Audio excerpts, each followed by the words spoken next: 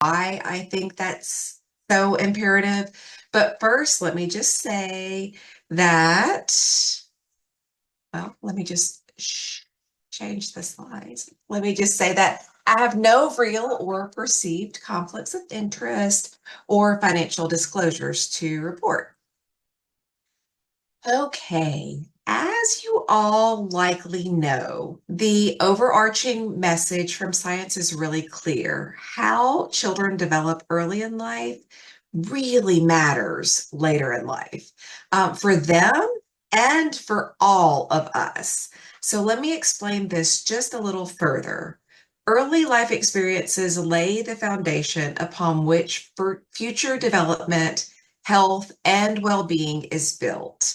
This is true regardless of the setting in which a young child receives care, whether it be in their home, an early care and education center, or even in the hospital or medical clinic. And as we'll talk about with my first example in just a bit, is also something we can and absolutely should be supporting in the context of their primary caregiver's healthcare as well. Healthy child development really forms the base for educational achievement, economic productivity, responsible citizenship, and lifelong health. These are really the pillars of successful parenting of the next generation, which ultimately results in strong communities and in a healthy economy. And infant and early childhood mental health truly underlies it all. So, no matter what you care about, you ultimately should care about healthy child development and infant and early childhood mental health. And I'm really certain that this is not the case for anybody here, but that's even true if you don't like kids. Nurturing children's development and fostering their sense of safety and security is absolutely an investment in the betterment of society. But how do we do this in the medical setting? And to take it a little bit further, why must we be thinking about this in the context of medical settings? My true hope is that after today's presentation, you will feel absolutely confident in your answers to these questions. Moving forward in this presentation, I really want you to hold in mind 5 developmental concepts that are highlighted in a lot of the infant and early childhood work that's out there, but it's really highlighted very well by the Harvard Center on the Developing Child. I can promise you, though, that I've witnessed this both professionally in my clinical work and personally in my most important job as a mom. So first off, it's that our brain architecture, or said another way, how our brains are built, is really established early in life, and it supports lifelong learning, behavior, and health. And we know that our brain architecture is shaped or molded by our experiences of stable, caring relationships and something called serve and return interactions, which really just refers to that responsive back and forth exchange between a little one and a caring adult. For example, when a baby looks at you and smiles and coos, you likely smile back brightly and say something like, "Oh, I hear that sweet voice. What else do you have to say?" And then they might go on and coo some more. Or maybe you even repeat back exactly what they vocalized and did. That back and forth that keeps going is what we refer to as serve and return and is very important for brain development. These serve and return interactions are one way that we show that we are responsive. And when a young child experiences loving and responsive care, it really helps to promote their feelings of safety and security. And that helps tragic or heartbreaking and perhaps unavoidable things be experienced as tolerable stress rather than toxic stress. For example, a little one undergoing tandem bone marrow transplants as part of their life-saving neuroblastoma treatment.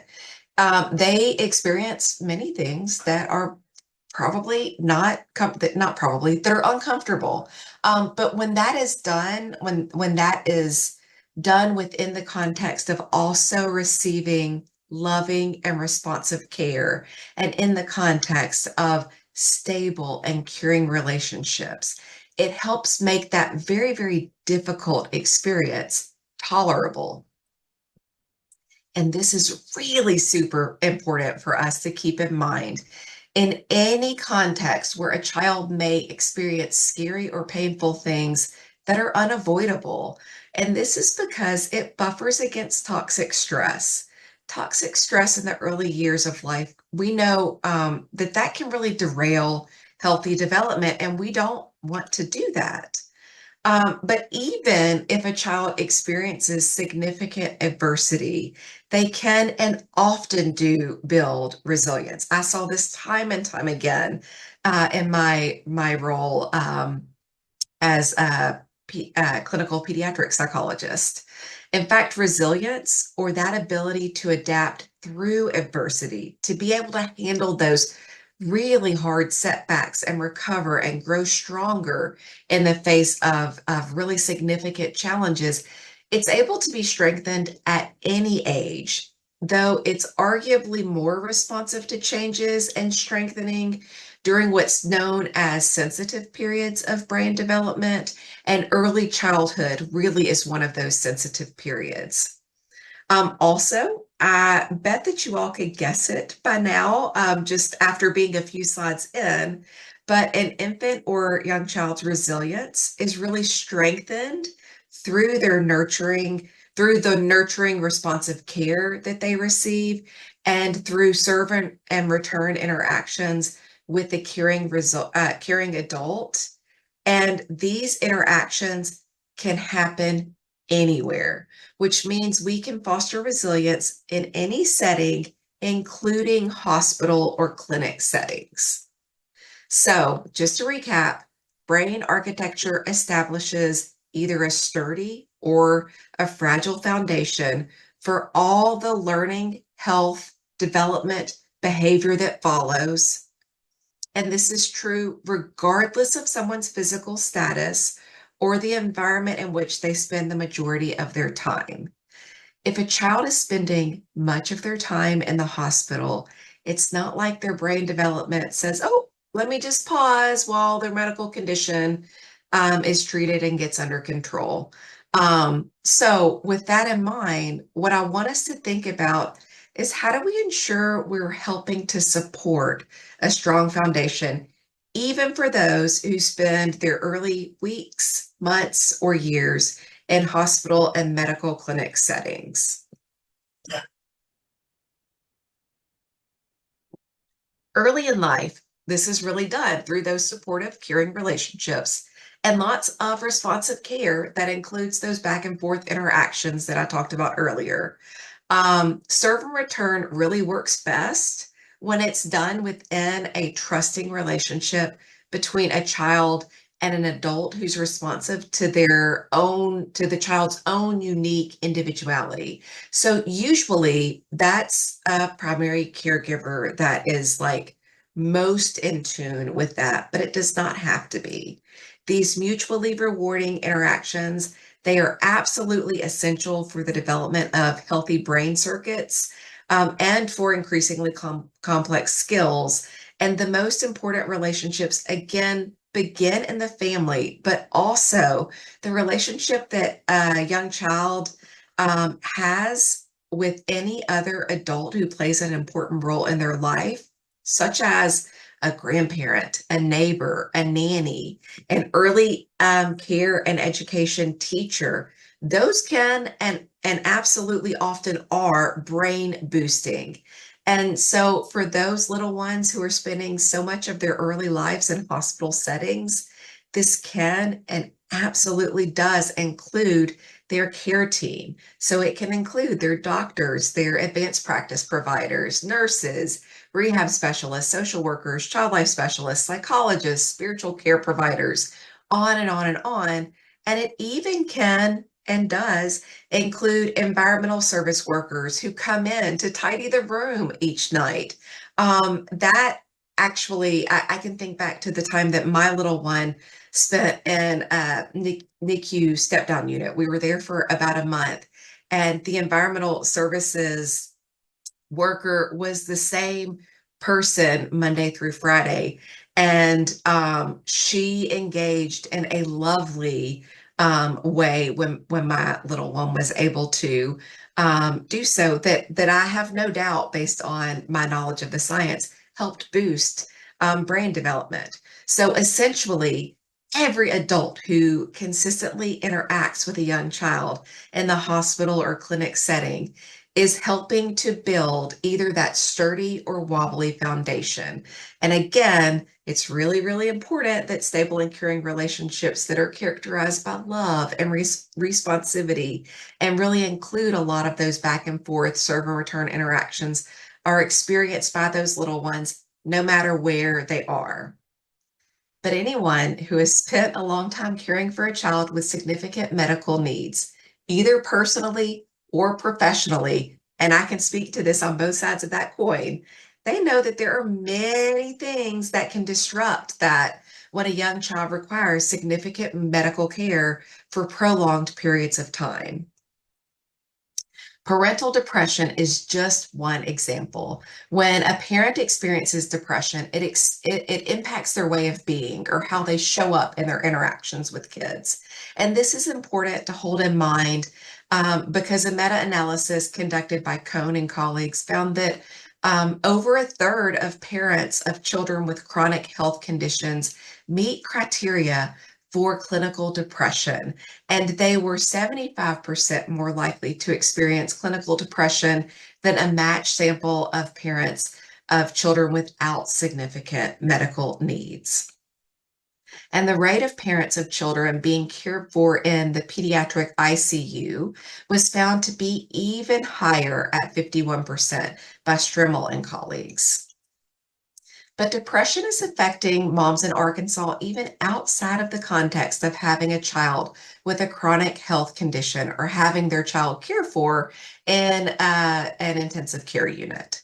What you see here are data from the Arkansas Pregnancy Risk Assessment Monitoring System, which is, I think, so neatly named the PRAMS study or PRAMS survey. This is a survey that's administered by the Arkansas Department of Health and the U.S. CDC. The PRAMS survey collects information from new moms about their experiences and behaviors before, during, and after their pregnancy that might affect their health or the health of their baby. And about 1 in 5 mothers reported depression. The broader literature suggests that between 8 and 15% of mothers experience postpartum depression within the first year after birth of a child. And often we don't spend much time thinking about depression in mothers after the postpartum period, but maternal depression can be chronic or episodic, which means that it can continue to impact family life as children grow and develop. Generally speaking, approximately 10% of mothers experience clinical depression each year, while countless more present with depressive symptoms, which also can impact how a parent interacts with their child. And let me just say, I'm presenting mostly on moms because that is what is most robustly represented in the literature. However, we can extrapolate to other caregivers, and there is some literature out there that suggests some consistencies across across caregivers, whether it be a mom or a dad or a foster parent or a grandparent or an aunt, so on and so forth, across primary caregivers. Let's look at this, though, from the child's perspective. So this means that about 1 in 10 children are living with a depressed mother, and it's even more among infants who are living in poverty. We know that in families living in poverty, a quarter of those infants live with a mom who experiences moderate to severe levels of depressive symptoms. Now, at this point, you might be saying, but we're talking about little ones themselves and about infant and early childhood mental health and healthy child development in the context of medical settings, right? So why all this talk about adult depression? Well, first of all, a baby or little one cannot survive in isolation. As Winthrop so eloquently said in 1960, there is no such thing as a baby. And then he went on to say, there's a baby and someone. This means there is no baby without a caregiver. We really must care about those who parent our little ones if we care about child development. Also, we know that depression decreases the likelihood of many of the things that we know promotes overall health and healthy development among young children.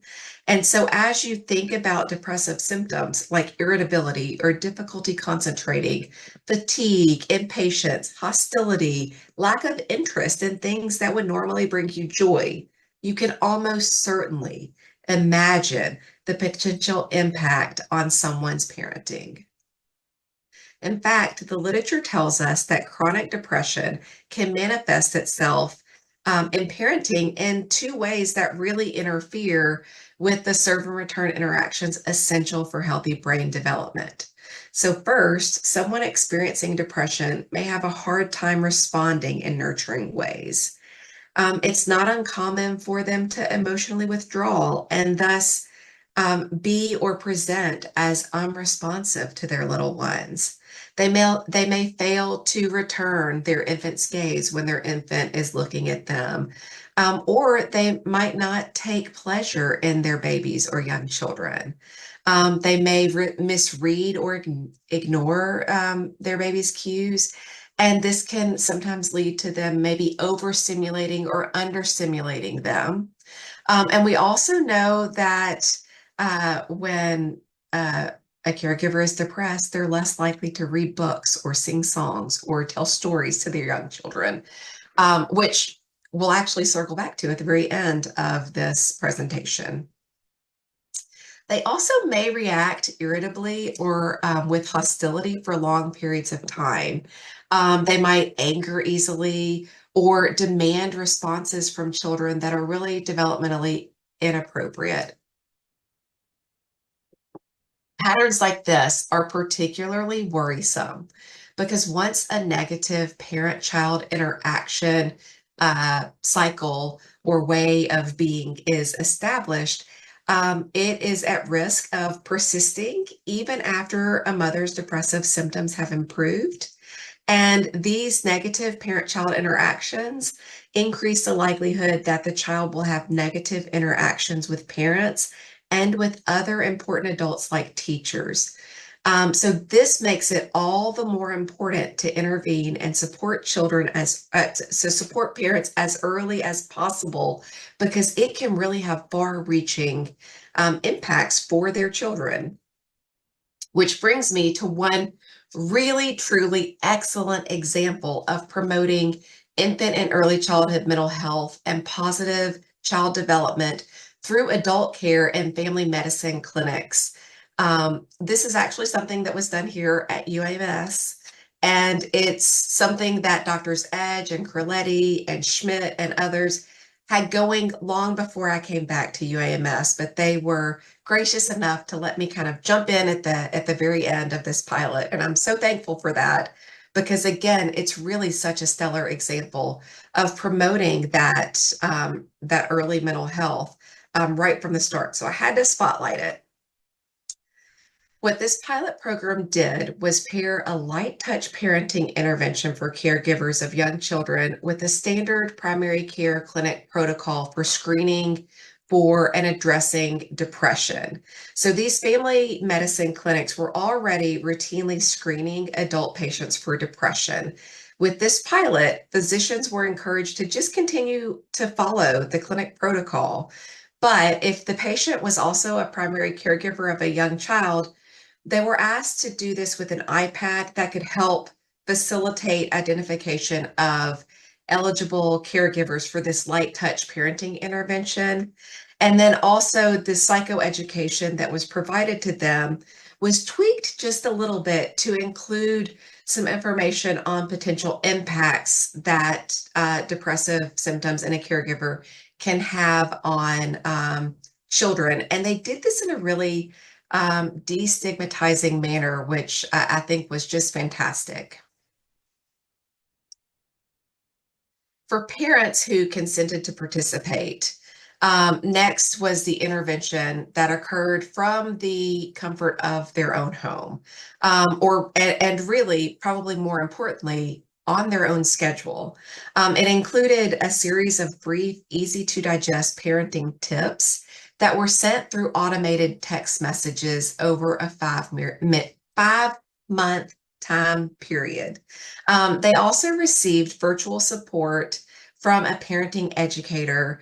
And this was done by phone. It was really just check-ins with them, asking about how things were going, how they were doing, what they think of the tips that they received, and have they tried to use any of them over the last month. And then also just some brief in-the-moment problem solving as needed, related to the parenting tips and related to parenting in general. And then also there was the provision of some materials such as books and developmentally appropriate toys that really supported parent-child interactions. What I think is really so incredible is that this light touch intervention resulted in significant improvements in parent interactions with their young children. And it also resulted in a significant decrease in depressive symptoms, which again, we know is good news for the promotion of infant and early childhood mental health. So that's just one example. There are really tons and tons of examples, tons and tons of ways that we can promote infant and early childhood mental health in medical settings. And some of you probably tuned in today to learn about applications specific to pediatric settings. One very simple application that I'm still always totally baffled when I learn that it's new news in various pediatric settings is related to the It Doesn't Have to Hurt campaign. This campaign has been around for years. It's led by psychologist and international leader in children's pain research, Dr. Christine Chambers. Now, her team currently works on things related to pain that spans across childhood, and across like conditions and chronic pain and acute pain, and so on and so forth. It's not just related to young children. But if you're ever fortunate enough to hear her talk, you probably will pick up a tip or two that is specific to young children. One thing that all young children, well, not all, one thing that many young children are exposed to is immunizations. And the root of some people's needle phobias stems all the way back to their early years and to immunizations. So hopefully you all are not, but you might be surprised to learn that there are many things that can make needle sticks hurt a lot less, even for our littlest ones. So let's take a look at this video that kind of, I think, explains this really well.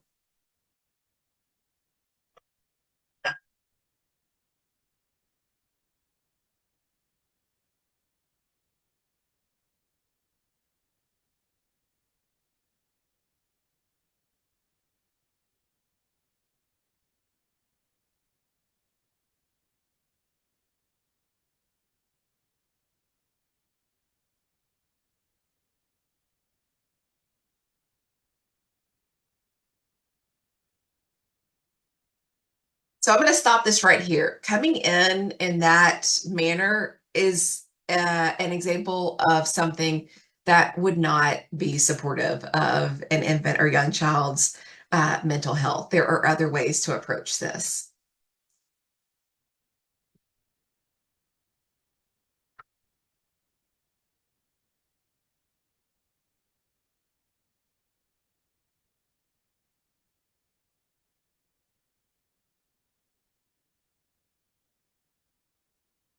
Oh, the video should have sound. Okay.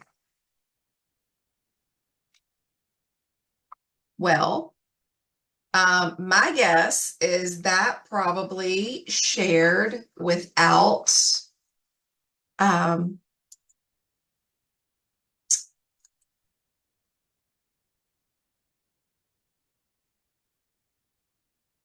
okay. It must have shared without, um,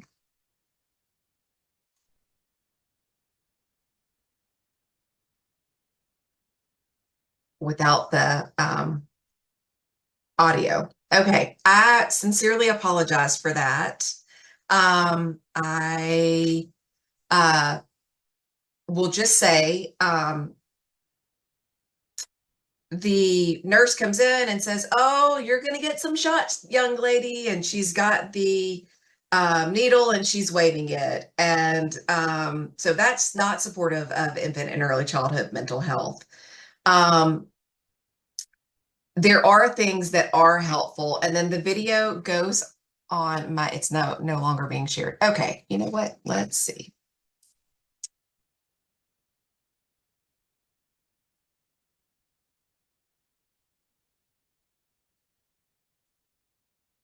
Okay.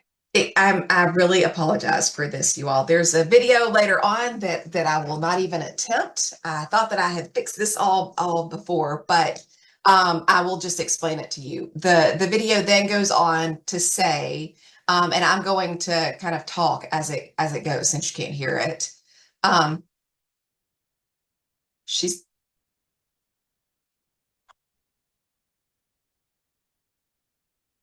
So it talks about you can distract me with fun games. You can have me blow bubbles.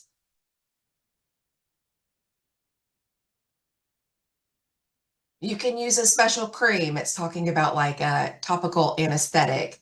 And before that, she also says, you know, just because you're afraid of needles, mom, doesn't mean that I have to be. Like there are things that we can do. Um, and so one of the really fantastic things that you can do to promote infant and early childhood mental health is to make sure that you're doing what you can to promote um, pain control. And, you know, shots are not necessarily going to be comfortable, but we can approach them in a way that doesn't make it more scary, that doesn't make it more uncomfortable and more of an unpleasant experience. And this is true whether it is a neonate, someone who is absolutely just born, or, you know, a young child or even an older child. So that kind of brings me to this slide here. When I was at St. Jude, I helped lead the psychological and emotional safety working group of their Safe and Sound Academy, which is like it was concerned with like emotional safety amongst patients and families and like psychological safety amongst clinicians and those who were working there and kind of the intersection of those things. That was part of their Office of Patient Care and Safety. And one of the projects to come out of our group was this promise, which was an initiative that was led by one of the child life specialists there, Rachel Smelcher. And it really, the core promise is for all ages of patients. But the purpose is to help children feel safe and secure and to experience comfort measures that are known to help with coping when facing day-to-day medical procedures. And so if you think about it, one of the things that we know that helps uh, make things that are scary and uncomfortable tolerable is again things that support them through that, things that might comfort them, having a caring adult hold their hand or hold them in a comfort position while they're getting a needle stick, things like that. So as you can see here, it was broken down, it is broken down by age range, and this is available on St. Jude has a Together by St. Jude website. So if you're interested in seeing specifically what it is for them, you can go there to look at that. But it's broken down by specific age range. And the things recommended for infants and toddlers obviously are different than those recommended for adolescents and young adults. So, like little things, like implementing something like the core promise is one way that you can promote mental health among very sick little ones or young children with chronic conditions that really necessitates them spending a lot of time in medical settings, but also in a general pediatric clinic in the pediatrician's office. You can have things like this. Most of the time, you probably know if there's going to be a needle stick if it's around immunization. So you can have things like this being available, but always you can have things like having one primary voice, knowing, if if I think back to my child fell and had to have her eyebrow glued when she was not quite two. And so there were two nurses, me and her pediatrician in the office at that one time. And she was sitting in my lap in a comfort position. And I was like in a hushed voice, like kind of talking her through what was happening. But they had the one primary voice in there. It was her doctor, Dr. Siegel was the voice that was, saying what was going on. And that was really good because too many voices can be overwhelming and really uh, exacerbate your nervous system and make it harder to adapt to the situation. So things like that can even be done, in a pediatrician's office. Um, Also, if you know anything about me, you know that I've always enjoyed working in service to young children and their families. And much of my training and really early work focused on doing this through the provision of infant and early childhood mental health consultation in community settings, predominantly early care and education settings to be specific. And I really loved this work. But then when I began in a position where all of my time was devoted to working in service to children with catastrophic illnesses, I really immediately saw the way that that traditional infant and early childhood mental health consultation could be applied with just a few tweaks to the pediatric setting, and in a way that's different than typical consultation liaison work. It's kind of marrying that with infant and early childhood mental health consultation with what we think about in the community setting.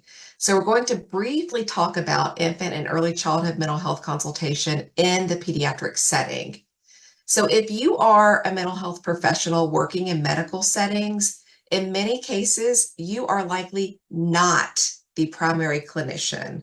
You may be the primary social worker or the primary psychologist or primary child life specialist, primary chaplain. But if a kiddo is in the clinic or hospital setting for their medical care, not for their psychiatric care, for their medical care that's not psychiatric, you are not the captain of the ship, so to speak, which means it's even more important to take the consultative stance in so much of your work. The literature on infant and early childhood mental health consultation really has its roots firmly planted in work done outside of the medical clinic. Or children's inpatient medical unit. The literature really focuses a lot on, again, those early care and education settings. And I want you to hold in mind that the setting is different. And we are discussing a child's clinicians as consultees rather than their teachers. But aside from those things, the work is strikingly similar and also quite rewarding to kind of implement those skills across those settings. So quickly, we're going to go over some terminology, which you probably all are very familiar with. So I'm going to go quick. When I say consultant, I mean someone who is the specialist who's working directly with the consultee. They provide indirect services to the young child. One difference between infant and early childhood mental health consultation in early care and education settings is that in the medical setting, the consultant may also deliver direct intervention services. So the consultant really has to stay mindful of which hat they're wearing with which case and in which circumstance. For example, in my previous job, at any one time, I might be working with a 3-year-old and their parents on pill swallowing that was necessary for enrollment on a clinical trial. I might be supporting a 4-year-old child and her family with the related to the child's fear of needles and related physical aggression during certain appointments. Side note, I probably was also consulting with the medical team some about their approach during those appointments. I might be completing parent-child interaction therapy with another preschool age child and their parents. And I also might be engaging in infant and early childhood mental health consultation services with an inpatient team of a hospitalized young child. Different hats with different cases, and there's some overlap, but also some distinction. The consultee is seeking the consultant's help. Um, Sometimes in a medical setting, you might approach the medical team or the consultee and gently suggest that you might be able to help them um, make some tweaks that would make things easier. So you might be approaching them and asking them to be the consultee, but they are the ones who are responsible for the implementation of the suggestions. For example, it might be the nursing inpatient team. And then the client is the young child patient, who is the focus of the work. This is the baby or young child that you want to hold in mind and always bring the focus back to. So infant and early childhood mental health consultation is different from direct clinical work, but it requires clinical skills, clinical judgment, a clinical eye, so to speak. But having that clinical expertise in and of itself is not sufficient. The work is really done through the relationships. So infant and early childhood consultants, and this is true regardless of their setting. They help build the capacity of others. And again, this is done through relationships. I would argue that all infant and early childhood mental health work should be done through relationships, but we're going to stick with consultation right now. The consultant helps the consultee identify and attain and utilize tools, recognize and appreciate the influence of their relationships and interactions, and then identify modifiable factors and really use reflection and knowledge of these modifiable factors to make a change or solve a problem. So as an example, I once engaged in consultation with an inpatient team of a 3-year-old with autism who also had a catastrophic illness. He was diagnosed with his illness in the week or so before his 3rd birthday. So he was freshly 3 when I started working with his team.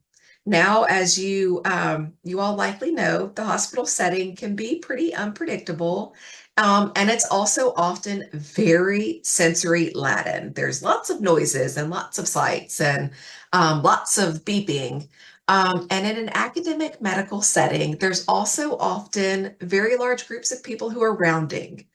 None of this was ideal for this sweet kiddo. Also, as you all probably know, hospitals have set ways of doing things and approaching things, and it's often very precise, and in some cases, some may even say is rigid. Unfortunately, the standard operating procedures in this instance were really resulting in this little guy not complying with basically any of his medical cares. And these medical cares were, you know, intended to save his life. It also was resulting in his mom feeling very overwhelmed and exhausted and defeated, which we learned earlier can impact how a mom shows up and interacts with their child. Now, this little one already had the support of all of the rehab specialists, and his mom had a wonderful social worker providing therapy services for her and supporting her. What this kiddo needed was infant and early childhood mental health consultation to work in service to him, but through relationship with his team. And I was one of the ones who was fortunate enough, or I was the one who was fortunate enough to get to do this. Well, me and my fellow at the time. And we did this by working with his multidisciplinary medical team to identify things that they could change in his environment, things that they could change in their approach to his care, and that they could change in their relationships with him and his mother and each other. And it wasn't easy. And it definitely wasn't always straightforward, but change often is not easy or straightforward. But the team did the work, and this little one's hospital-based care was delivered in a manner that was supportive and responsive to his individual unique needs, and in a way that really allowed for promotion of his mental health and resilience. That I think is so very important.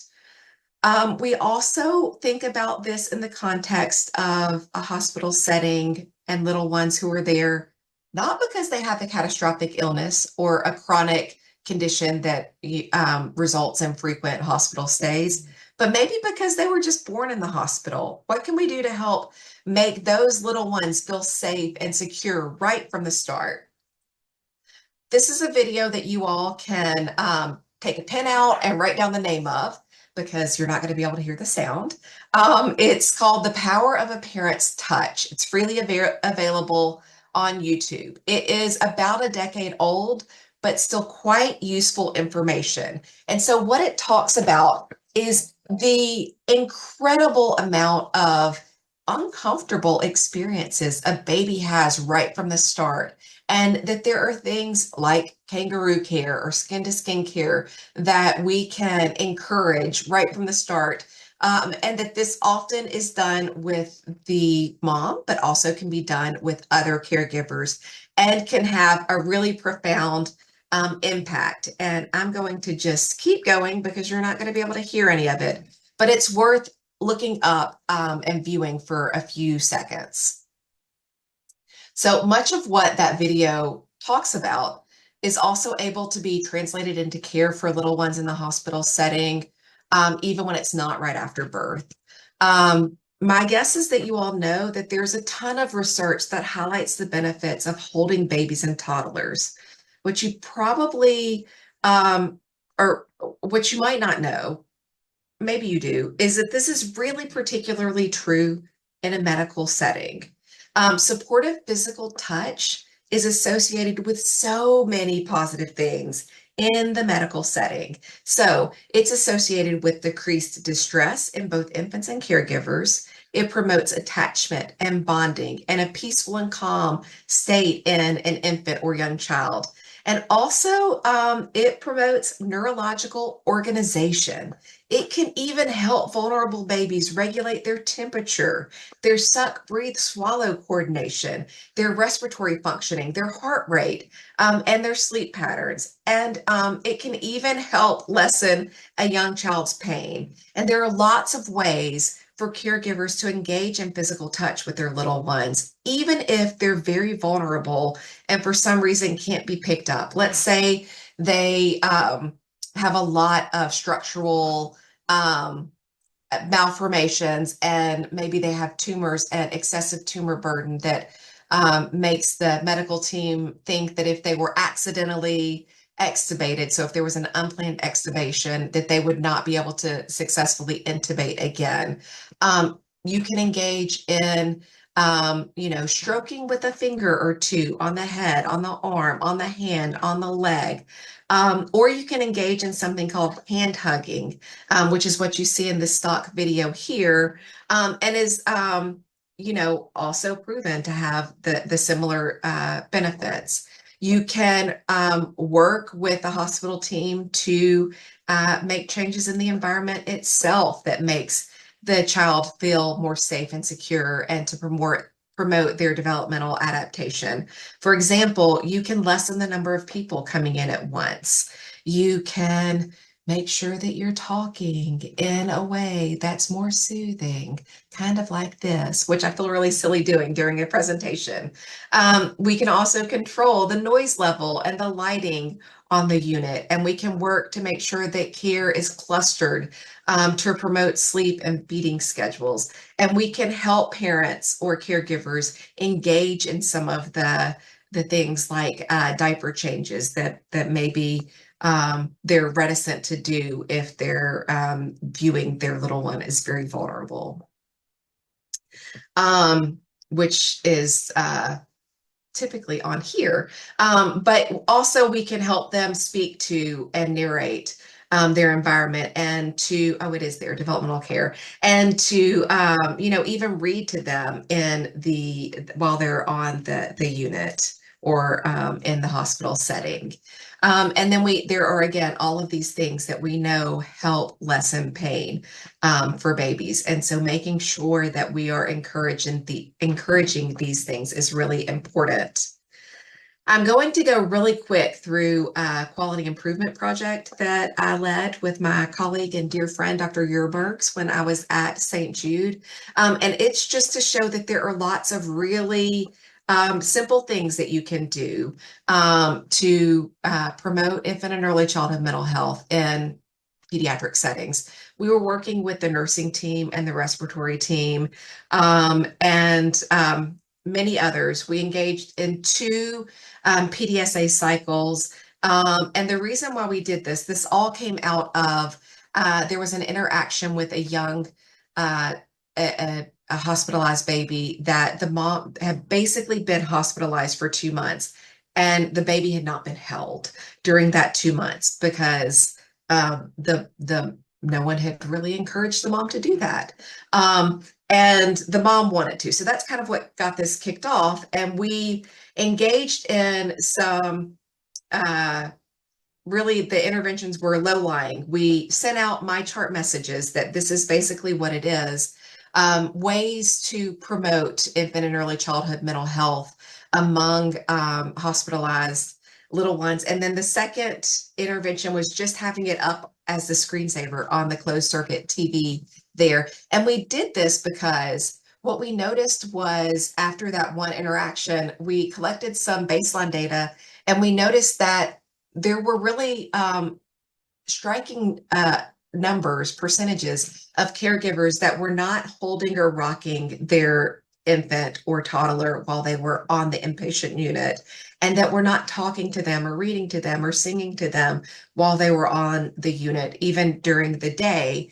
And again, what we heard from our parents on our team was that, part of that was because they didn't want to do anything to disrupt or disturb or make their kid feel more uncomfortable. They didn't know that those things could help, in the ways that it could. So what you see here is just with those two very simple interventions, we were able to really significantly increase the number of caregivers that held or rocked their little ones while they were inpatient. This is the center line shift, the new center line. So the old center line was at 47 with many types of quality improvement work. That's what you do. You look for these center line shifts. And so that being that big of a shift really tells us that that was a very significant change. You can see here that we went from that center line of 68 to 100% during daytime shifts, where they were hearing their caregiver's voice. So at baseline, 70% of the caregivers were talking to, reading, or singing to their little one. That means that 3 out of 10 of those babies or toddlers were not hearing their primary caregiver's voice while they were in the hospital. And some of them were in the hospital for quite a long time. So that really stuck with me and is what I kept thinking about as I really marveled at the parent partnership pilot that was the first example that I shared. we spend so much time thinking about elaborate ways to make a difference and elaborate ways to promote infant and early childhood mental health. Sometimes I think we need to slow down and think about the easy things that we can do. Sometimes it's really the small things, like telling a parent that talking to their baby is important and can really help their little one, telling their parent that no, we want you to hold your baby and we will help you do that in a way that you feel comfortable and safe doing, can really make a huge impact for the parent and caregiver, but also for the little one. And I think that that is so important. So with that, I thank you so much, and I would love to answer any questions that you may have. And I sincerely apologize that the video sound did not work. Thank you so much, Jennifer. Yeah, with technological issues, they happen, but that was really interesting. I'm looking through the chat to see if anybody has any questions. I'm not seeing any right this second. I think one of like while we're waiting for things to come in, I think I just want to say like it is those really easy things that we can do. We can make sure that we're, as a medical team, they're really focused on the medical condition at hand, as they should be. If my child had a life-threatening condition, I would want for the oncologist and APP to be focused on that. But also, we can make sure that we're doing the little things like making sure that it's not that the little one's not being held because the parent is afraid that they'll dislodge an IV or something, that we can help them do that in safe ways, and we can make sure that we're not all talking over each other, and we can be mindful of how many trainees we're bringing into each hospital room, and how we're describing that to kids. And we can take a second to pause and think about what it must feel like to a 2-year old or a 3-year old laying in a hospital bed or a crib when 10 adults in white coats walk in, and really make sure that we're approaching those things in a very mindful manner. Not that we don't, but Absolutely. We can always think about how can do it better. So in the interest of time, let me just run through what we need to do in order for people to receive CEUs. So if you're interested in receiving a CEU for attending today's webinar, the code for today is 7220. I'll be sure to put that in the chat as well. Once we're done here, I'll send out an email with a survey to everyone who registered and attended. Then you can fill that out and make sure you put the code 7220 and you'll get an CEU emailed to you. CEUs are only available to people watching this webinar live. And please be aware that the formatting of the survey works best on a computer and not a mobile device.